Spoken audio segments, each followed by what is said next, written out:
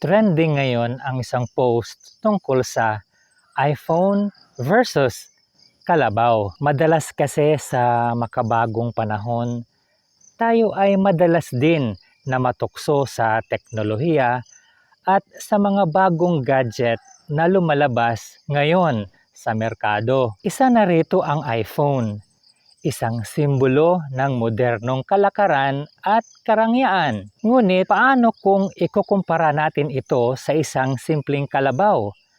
Isang simpleng hayop na ginagamit sa pamumuhay at pagsasaka sa bukid. Ang iPhone at kalabaw, pareho silang nagkahalaga ng 35k pesos.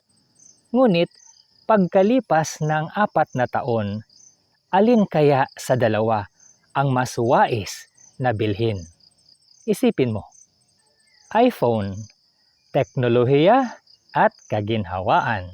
Ang iPhone ay isang modernong gadget na nagbibigay ng maraming benefits katulad ng communication, recreation at productivity tools.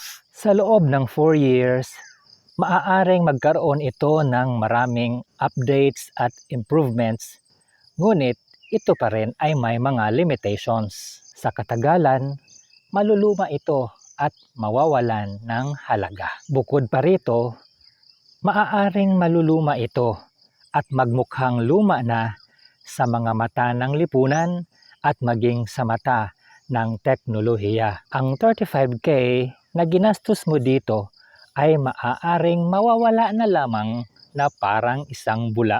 Kalabaw, pag-asa at pagbabago.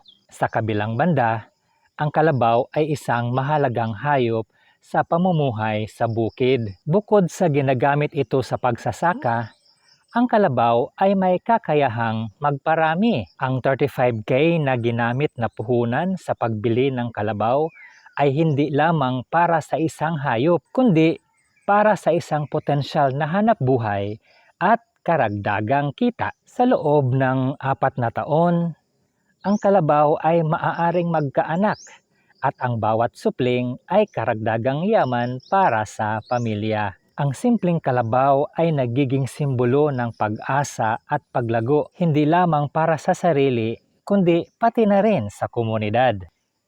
Piliin ang pangmatibay at pangmatagalan.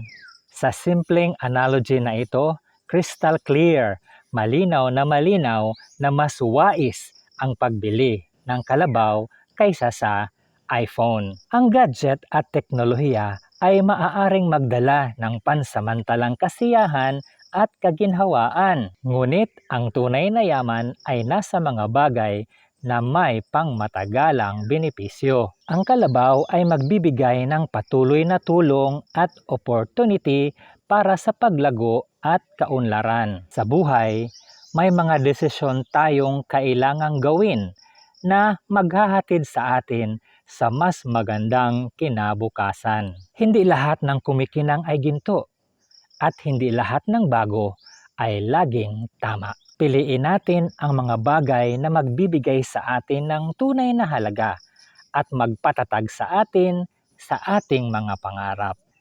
Inspirasyon para sa lahat.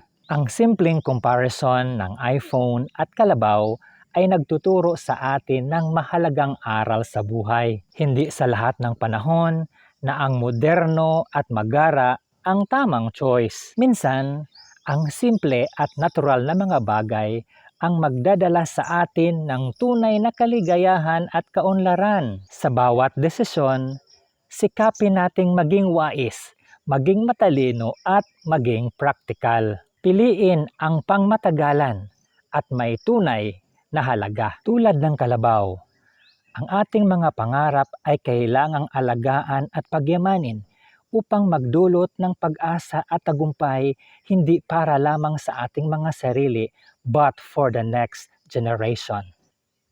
At para sa mga taong pinili ang iPhone, pakinggan ninyo ito, baka makatulong. Una, pag-isipan ang pangmatagalan. Ang teknolohiya ay mabilis magbago. Ngunit ang tunay na yaman ay nagmumula sa mga bagay na may pangmatagalang benepisyo. Pangalawa, paglalaan ng pondo. Habang masarap sa feeling ang magkakaroon ng bagong gadget, siguraduhin din na may natitira para sa mga bagay na makapagbibigay ng pangmatagalang kita at seguridad. Pangatlo, balansing buhay. Masaya ang buhay na may moderno at high-tech na mga kagamitan.